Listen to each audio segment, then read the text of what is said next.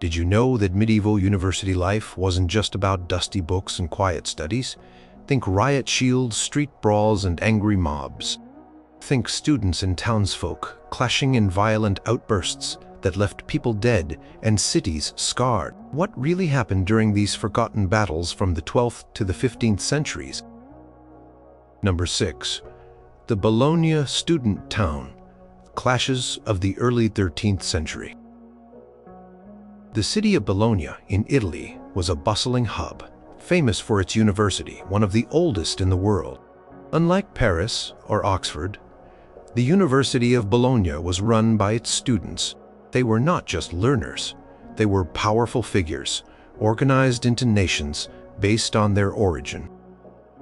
These nations, groups of students from different regions, held considerable sway over their professors and the city itself. They hired and fired teachers, set lecture times, and even controlled their own lodging. This student power, while impressive, often led to clashes with the city authorities and the local townsfolk. Imagine hundreds, sometimes thousands, of young men, often armed far from home, with a strong sense of group loyalty within their nations. They were not shy about using their collective strength. The city of Bologna, on the other hand, had its own civic government, led by officials like the podesta. These officials were responsible for maintaining order and collecting taxes. The students, many of whom were wealthy or came from noble families, believed they had special rights and privileges. They often saw themselves as outside the normal laws of the city. This fundamental disagreement set the stage for frequent dramatic confrontations. One type of clash involved legal jurisdiction.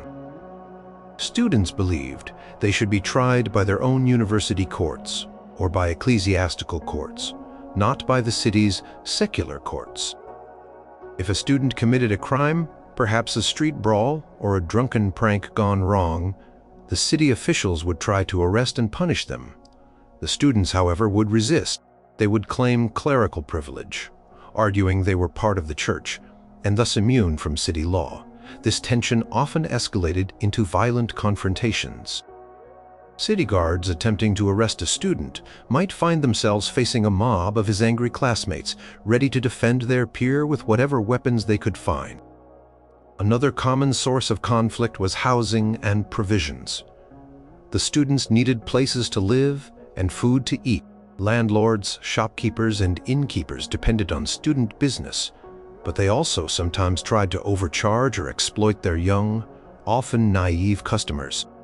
Student nations would sometimes organize boycotts of businesses that they felt were unfair.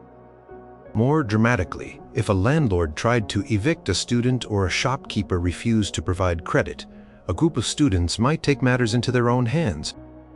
Accounts from the time describe students ransacking shops or even destroying property in retaliation for perceived injustices. These were not minor incidents.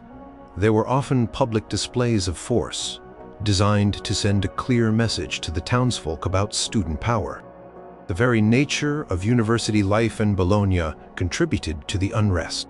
Students were often mature adults, many studying law or medicine, with a strong sense of their own importance.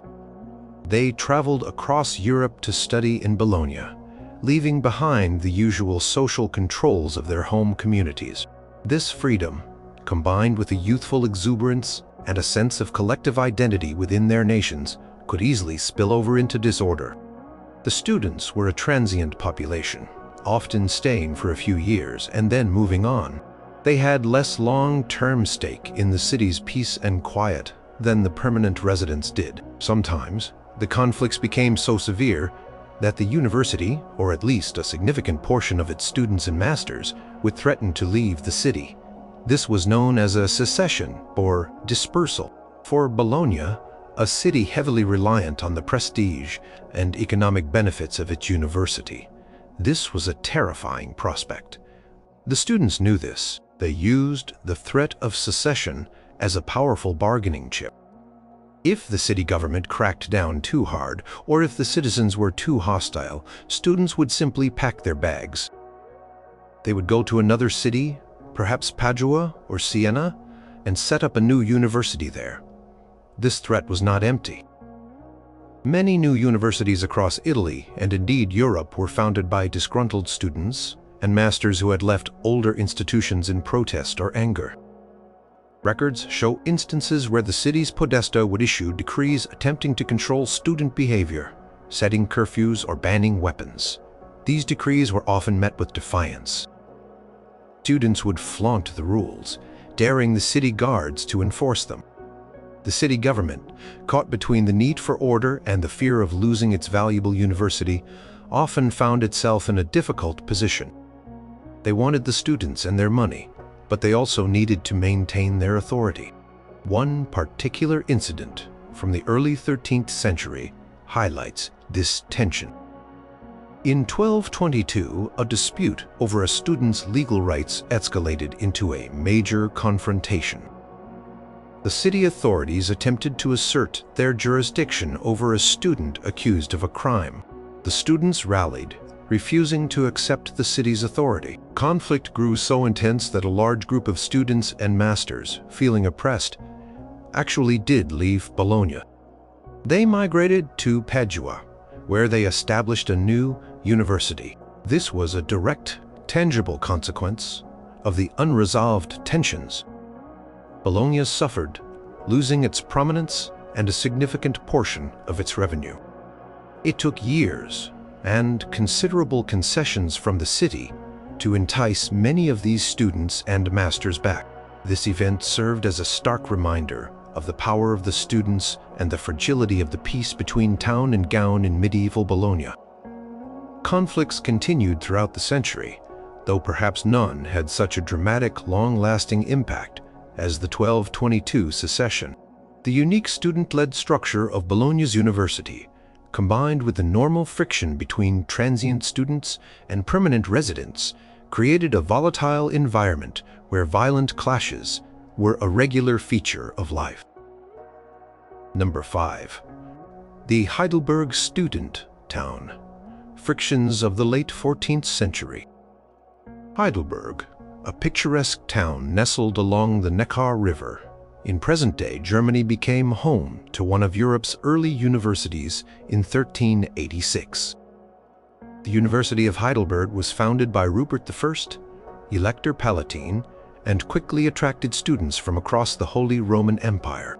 Like other medieval universities, it was an island of privilege and learning in a world often ruled by local customs and feudal laws. But this island was not always peaceful, especially in its early decades. The arrival of hundreds, sometimes thousands of young, often privileged and largely unsupervised men into a relatively small medieval town inevitably led to friction. The sources of conflict in Heidelberg were typical of the town versus gown disputes seen across Europe. One major issue revolved around the everyday interactions between students and citizens. Students rented rooms from townspeople, bought food and drink from local merchants, and frequented taverns. These interactions were ripe for misunderstanding and exploitation. Landlords sometimes demanded high rents, innkeepers overcharged for ale, and merchants inflated prices for goods. Students, many of whom came from well-off families and had access to money, felt they were being cheated. They were also often proud and quick to take offense. A seemingly small disagreement could quickly blow up. Records from Heidelberg show numerous minor brawls that escalated into larger incidents. A student feeling cheated by a baker might refuse to pay, leading to an argument. The baker might call for his neighbors, while the student would summon his fellow scholars. Soon, what began as a verbal spat could turn into a physical confrontation, involving sticks, stones, and even daggers. Town guards, often few in number, and wary of interfering with privileged scholars, struggled to maintain order. Another significant point of contention was jurisdiction. The university had its own courts and a system of discipline. Students believed they should only be tried by the university's rector or masters, not by the town's secular courts. This was a long-standing privilege granted to universities by emperors and popes. However, town officials and citizens often resented this special treatment. If a student committed a serious crime, like assault or even murder, the town authorities wanted to bring him to justice under their laws. The university, on the other hand, would often try to protect its own, arguing for internal punishment or even simply sending the student away. This conflict over legal authority often turned violent. If a town official tried to arrest a student, the student would immediately invoke his university privilege. If the official persisted, other students would often rush to the scene, forming a protective barrier. These clashes could involve dozens of people, with townspeople and students facing off in the streets. Historical accounts speak of riotous assemblies and disturbances of the peace caused by these jurisdictional disputes. The lifestyle of many students also contributed to the unrest. Medieval students were often young, prone to drinking, gambling, and visiting prostitutes.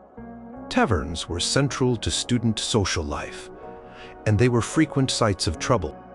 Arguments over games, debts, or women often led to drunken brawls. These brawls frequently spilled out of the taverns and into the streets, involving not only students, but also local townsfolk who might try to intervene or who were simply caught in the crossfire.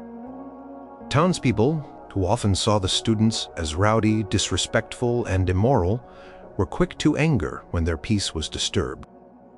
The university, despite its best efforts, often struggled to control its own students. While the rector had disciplinary powers, enforcing them on hundreds or thousands of young men living scattered throughout the town was a monumental task. Students often formed informal groups or gangs, providing mutual support and sometimes escalating disputes. These groups could be fiercely loyal to their members, making it difficult for either university or town authorities to isolate and punish individuals. One documented incident from the late 14th century in Heidelberg involved a dispute over a woman. A student, feeling insulted by a local woman, allegedly assaulted her. The townspeople, outraged, quickly mobilized. A crowd formed demanding justice. Students, hearing of the confrontation, gathered to protect their fellow scholar. The situation rapidly degenerated into a street fight. Stones were thrown, fists flew, and eventually the town watch had to intervene forcefully to separate the brawling groups.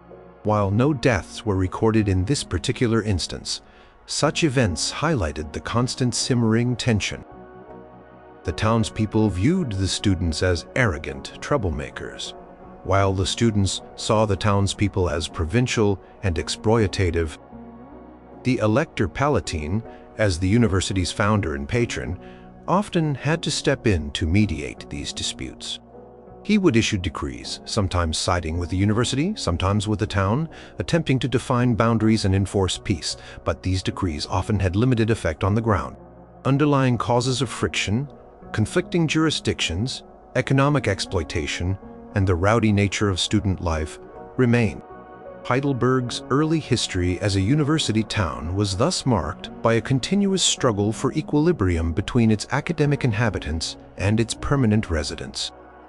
While perhaps not as globally famous as the St. Scholastica Day riot, the frequent smaller-scale clashes in Heidelberg demonstrate the persistent and challenging relationship between universities and the communities that hosted them throughout the medieval period. These were not always grand, organized rebellions, but rather a constant series of volatile, unpredictable eruptions stemming from everyday life. Number 4. The Cambridge Peasants' Revolt Connection of 1381. The year 1381 shook England to its core. The Peasants' Revolt, a massive uprising against high taxes, unfair labor laws, and the oppressive feudal system swept across the country. While Cambridge, a town in East Anglia and home to a nascent university, was not the primary focus of the revolt, it quickly became a battleground for different grievances, intertwining local town-gown tensions with the wider national rebellion. Cambridge University, though not as old as Oxford, was growing in influence and size. Its students and masters enjoyed significant privileges granted by royal charter, often at the expense of the townspeople. These privileges included exemptions from certain taxes, control over local markets, and their own legal jurisdiction. The townspeople of Cambridge resented these advantages. They felt exploited by the university, seeing its scholars as arrogant, wealthy, and often above the law. Town and gown relationship in Cambridge was already strained, simmering with resentment long before the peasants' revolt began. When news of the revolt, led by figures like Wat Tyler and John Ball, reached Cambridge, it ignited a fuse. The local townspeople, already feeling oppressed by the university, saw an opportunity to settle old scores. This was not a student-initiated riot. Instead, it was the townspeople, energized by the spirit of rebellion sweeping the land, who took the offensive against the university. On June 15, 1381, a mob of Cambridge townspeople, joined by peasants from the surrounding countryside, stormed through the streets. Their anger was directed squarely at the university and its symbols of privilege. They sought out university officials, professors, and anyone associated with the gown. Their first targets were the university's documents, especially those detailing its royal charters and privileges. The rebels understood that the university's power lay in these legal documents. The mob broke into Corpus Christi College, one of the university's prominent institutions. They seized chests containing university records, including charters, statutes, and property deeds. These valuable documents were then dragged into the marketplace and publicly burned. This act was symbolic. It was a declaration that the town would no longer tolerate the university's special status. The flames consuming the charters represented the town's desire to erase the university's legal authority over them. The violence did not stop with documents. The rebels also targeted specific individuals associated with the university.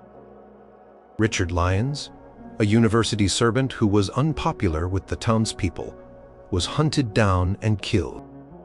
Other university figures were threatened, assaulted, and forced to renounce their privileges. The university's chancellor, James of Bowsham, was compelled to publicly swear allegiance to the rebels and to agree that the town would have full jurisdiction over the university. This was a deeply humiliating moment for the university. The mob also ransacked university buildings and the homes of wealthy scholars. They stole valuables, destroyed property, and caused widespread damage. The aim was not just to destroy documents, but to terrorize the university community and make them understand who held power in the town during this period of anarchy. The rebels forced university leaders to pay ransoms and give them money. They also dictated new terms, attempting to abolish the university's traditional rights and establish the town's supremacy. The situation in Cambridge was chaotic and violent.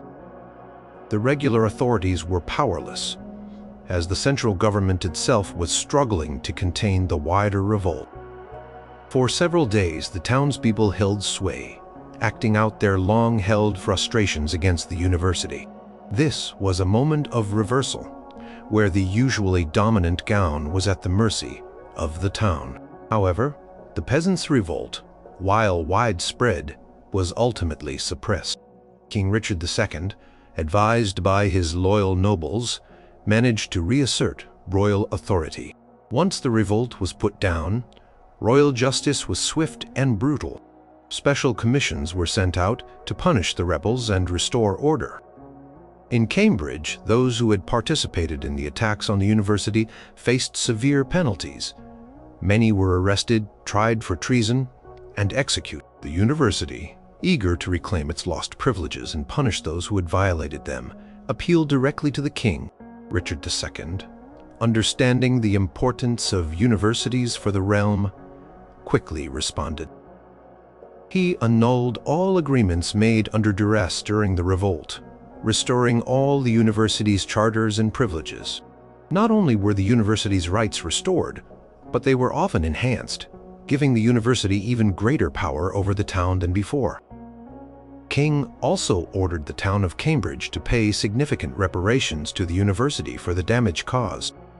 This was a heavy financial burden on the town, further deepening its resentment.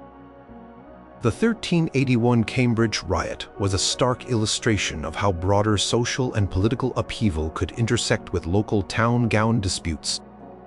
It showed the deep-seated grievances the townspeople held against the privileged university. While the immediate outcome was a temporary triumph for the town, the long-term effect was a strengthening of the university's power, leaving the town even more frustrated and under its sway. It was a dramatic, albeit brief, moment of popular power against the established academic elite. Number 3. The Prague University conflicts of 1409 and the Decree of Kutna Hora. The University of Prague, founded in 1348 by Holy Roman Emperor Charles IV, was the first university in Central Europe and quickly became a major intellectual hub. However, by the early 15th century, it was a hotbed of intense nationalistic and religious tension. This tension would explode in 1409, leading to a dramatic transformation of the university and having lasting consequences for the region. The central figure in this drama was Jan Hus, a Bohemian theologian and reformer. Prague University was structured like other medieval universities, divided into nations. But unlike places like Bologna, where nations were purely geographical, in Prague, these nations had a strong national and linguistic character.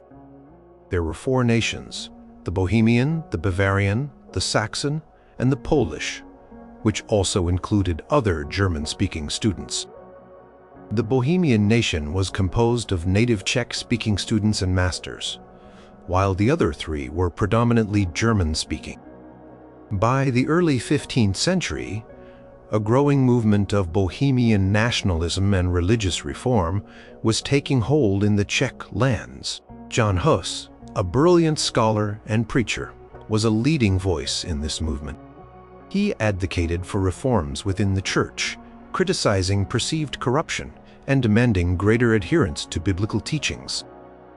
His ideas resonated deeply with the Bohemian population and many Czech students and masters at the university. However, these ideas were viewed with suspicion and often outright hostility by the German masters and students, who largely adhered to traditional church doctrines. The university became a battleground for these differing viewpoints. Debates within the lecture halls and faculty meetings were not just academic. They were political and religious clashes.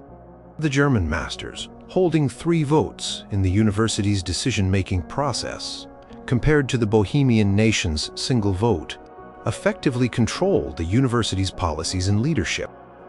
This electoral imbalance deeply frustrated the Bohemians, who felt marginalized in their own homeland's university. The situation came to a head in 1408 and 1409. The Great Schism in the papacy, where there were 2 or even 3 rival popes, added another layer of complexity.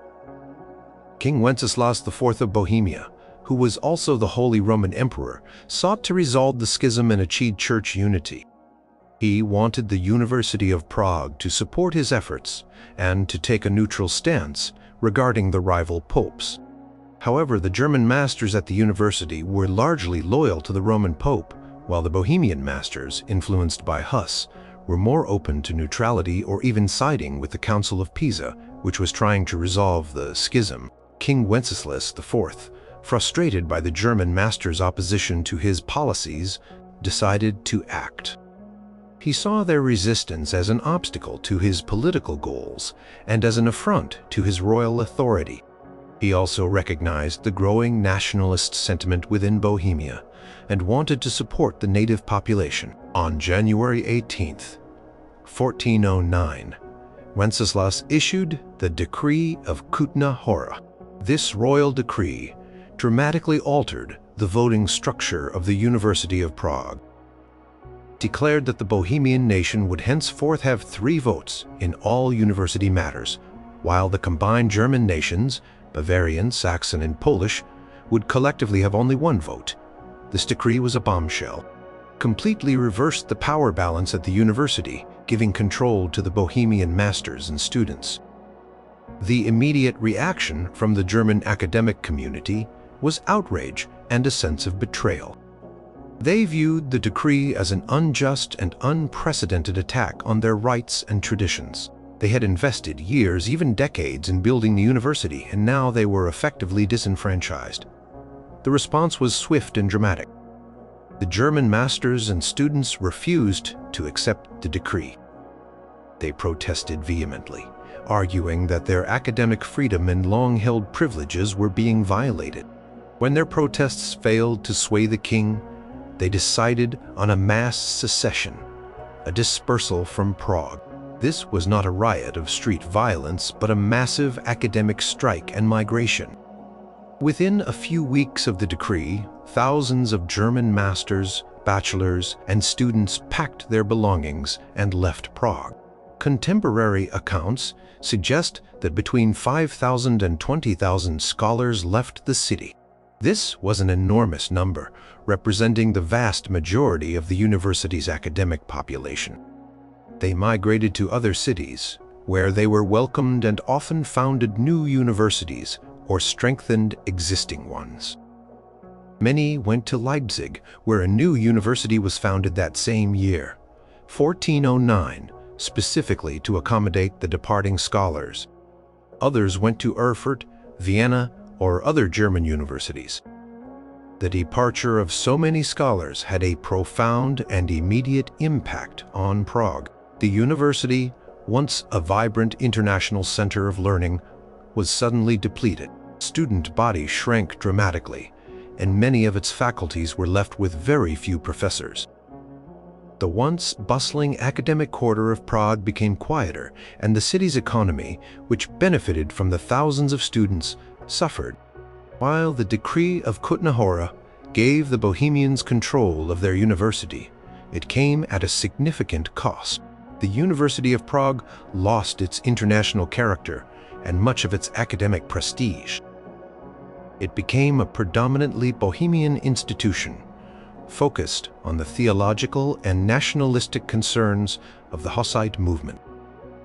This intellectual isolation, combined with the subsequent Hussite wars, meant that Prague's university would not regain its former international prominence for centuries. The events of 1409 at Prague University were a unique form of medieval university riot. It was not a physical street battle between town and gown, but a political and academic upheaval that led to a mass migration.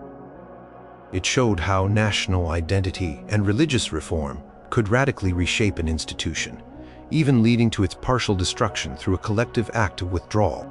The decree of Kutná-Hora and its aftermath profoundly impacted the intellectual landscape of Central Europe, creating new academic centers while transforming an old one. Number 2. The University of Paris strike of 1229. The University of Paris in the early 13th century was the undisputed intellectual capital of Europe, especially for theology and philosophy. It attracted scholars from across the continent, making Paris a bustling, vibrant, and often volatile city. Unlike Bologna, where students held much power, Paris was dominated by its masters who collectively formed the university. The relationship between the university and the city of Paris, along with the royal authorities, was often tense. This tension exploded in 1229, leading to one of the most significant and dramatic university strikes in medieval history. The immediate cause of the 1229 strike was a series of relatively minor incidents that escalated rapidly. It began during the Lenten Carnival, a period often associated with revelry and loosening of social norms.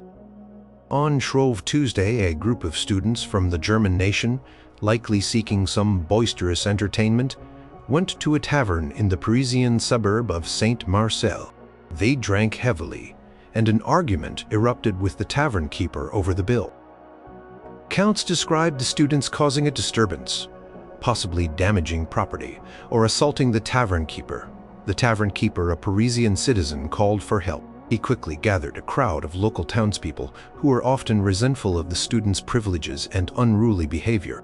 Townspeople, perhaps seeing an opportunity to assert their own authority against the rowdy scholars, attacked the students.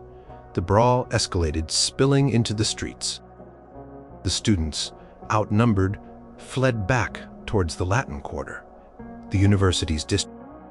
The next day, Ash Wednesday, the students decided to retaliate. They gathered in force, perhaps hundreds strong, armed with sticks and whatever weapons they could find.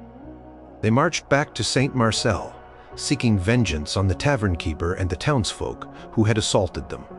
This was a clear act of organized student violence. They broke into the tavern, destroyed its contents, and beat up the tavern keeper and his family. The violence was brutal. Provost of Paris, the city's chief royal official responsible for law and order, was Duke Enguerrand de Coucy. Upon hearing of the student rampage, he immediately dispatched his guards, a body of armed men, to restore order. The guards, encountering the students in the midst of their violent revenge, did not hold back. They attacked the students with force, cutting them down in the streets. Several students were killed, and many more were wounded. The students who died were not just random brawlers. Some were respected scholars, including a number of clerics, who were technically immune from secular jurisdiction. The news of student deaths at the hands of the royal authorities spread like wildfire throughout the university. The masters, deeply angered by what they saw as an outrageous violation of their privileges and a brutal attack on their students, responded with immediate and unified action. They appealed to Queen Blanche of Castile, who was regent for her young son, King Louis IX. They demanded justice for the dead students and punishment for the provost and his men. They sought assurances that such an event would never happen again. When their demands were not met to their satisfaction, the masters decided on a drastic measure, a university-wide strike. This was not a walkout from classes. This was a complete cessation of all university activities. All lectures, disputations, and academic exercises ceased. The masters, in a show of unity and power, collectively vowed to leave Paris if their demands were not met. This was a serious threat. Paris's prestige and economy were heavily reliant on its university. Losing thousands of scholars would be a devastating blow. The university's demands were clear: punishment for the provost of Paris and his guards, guarantees of student and master immunity from secular jurisdiction, financial compensation for the families of the deceased students, formal recognition and protection of the university's privileges by the crown. Queen Blanche, initially hesitant, underestimated the university's resolve. The masters, led by prominent figures like Robert Grosseteste and William of Auvergne, began to disperse. They sent letters to other academic centers announcing their departure from Paris and urging their students to follow them or to find other places to study. Many masters and students left Paris, migrating to other European cities such as Toulouse, Orléans, Angers, Oxford, and Cambridge, strengthening these nascent universities. The strike lasted for 2 years. Paris suffered economically and intellectually. Its reputation as Europe's intellectual heart was threatened. The Pope, Gregory IX, a former student at Paris, recognized the gravity of the situation. He feared that the dispersal of such a prestigious institution would weaken the church and spread heresy if scholars were left without guidance. He intervened directly, sending papal legates to mediate between the university and the French crown.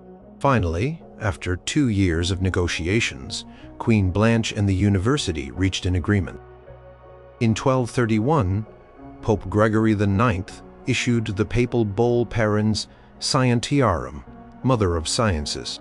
This bull is often called the Magna Carta of the University of Paris because it granted the university unprecedented autonomy and privileges.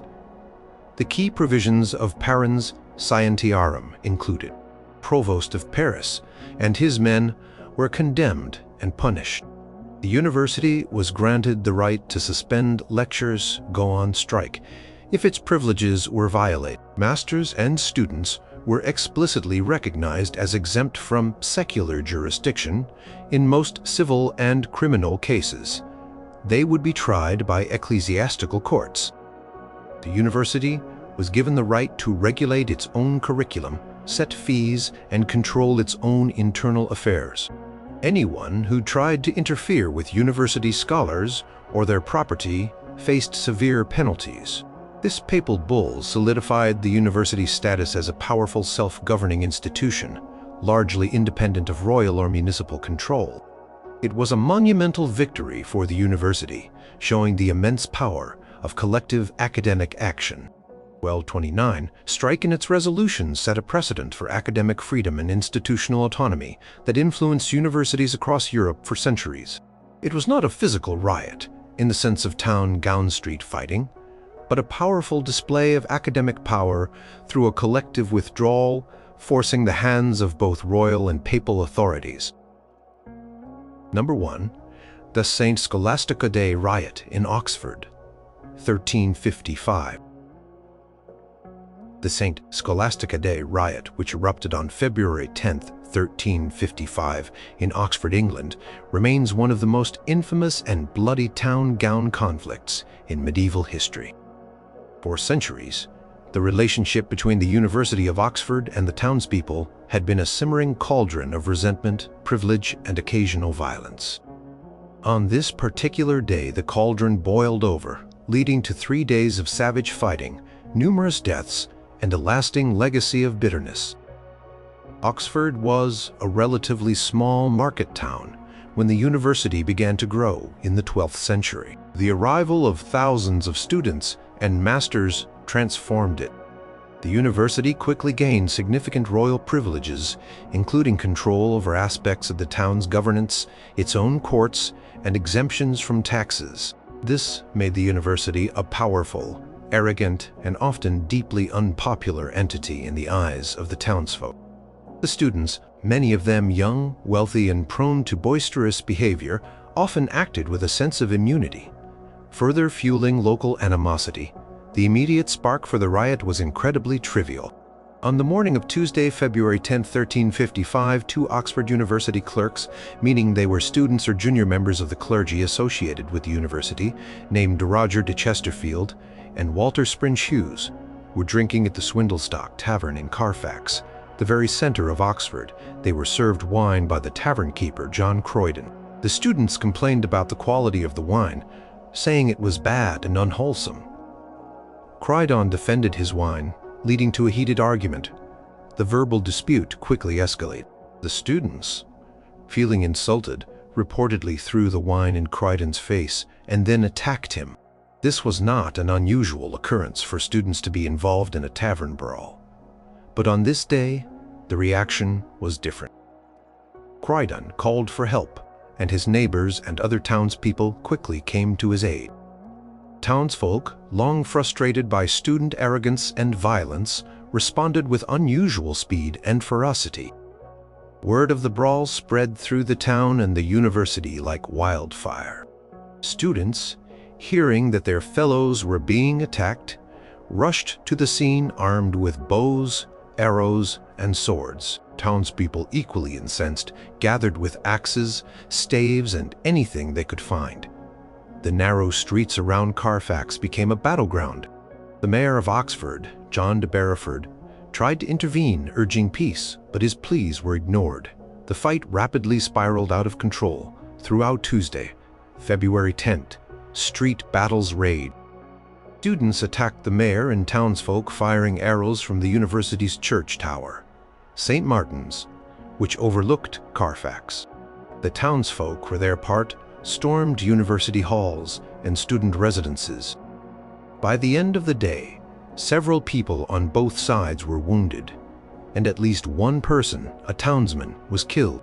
The university's chancellor, Humphrey de Shelton, appealed to the Bishop of Lincoln, who had ecclesiastical authority over the university, for help.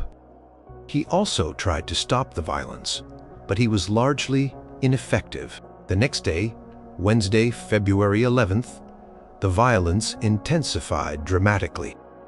The town bell, St. Martin's, rang out, summoning all loyal townspeople to arms, but more significantly, word had reached the surrounding countryside. Thousands of peasants and villagers, hearing that Oxford's townsfolk were fighting the privileged scholars, poured into the city. They brought with them a fierce hatred for the university, which often exploited them through its legal and economic powers. These country folk joined the townspeople in a massive, vengeful mob. This combined force was overwhelming. They launched a full-scale assault on the university quarter. They broke into academic halls and colleges, seeking out students and masters. Accounts from the time describe horrific scenes.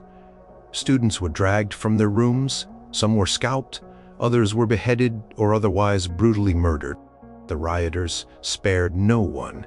Even women and children associated with the university were targeted. Libraries were ransacked, books torn and burned, and university property destroyed. Estimates suggest that at least 63 scholars were killed during this day of mayhem. The violence continued into Thursday, February 12th. The university community was scattered, many students and masters having fled for their lives. Those who remained were hunted down. The destruction was systematic and widespread. Townspeople and their rural allies, now largely unchecked, continued their rampage, further cementing the devastation of the university's infrastructure and the terror of its members. Finally, on Friday, February 13th, the violence began to subside. Royal commissioners, including a justice and a royal sergeant-at-arms, arrived from London to restore order. They found a devastated city and a terrified university. King Edward III was deeply angered by the disruption and the attack on the university, which was considered a vital royal institution. The aftermath was severe. The king launched a swift and decisive royal inquiry. The town of Oxford was held largely responsible. The mayor and bailiffs were arrested and imprisoned. King issued a series of harsh decrees that fundamentally altered the balance of power in Oxford, cementing the university's dominance over the town for centuries to come.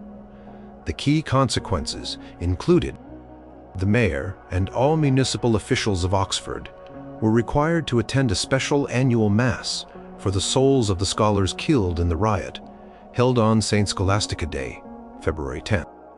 After the Mass, they were required to swear an oath to uphold the university's privileges and pay a fine of 1 penny for every scholar killed. This humiliating ritual continued annually until 1825. The town was forced to pay a heavy fine to the university. The university's judicial powers were significantly expanded, giving it even greater control over legal matters in Oxford. The university gained control over the assize of bread and ale, allowing it to regulate the quality and price of these essential goods, a direct consequence of the initial tavern dispute. The town's power was severely diminished and its civic pride crushed. The St. Scholastica Day riot was more than just a fight over bad wine. It was the culmination of generations of bitter resentment, privilege, and economic rivalry between two distinct communities living side by side. It was a stark demonstration of how deeply ingrained the town-gown conflict could become, and how savagely it could erupt. The events of February 1355 left an indelible mark on Oxford, forever changing the relationship between the town and its university, and serving as a chilling reminder of the raw power of medieval urban conflict.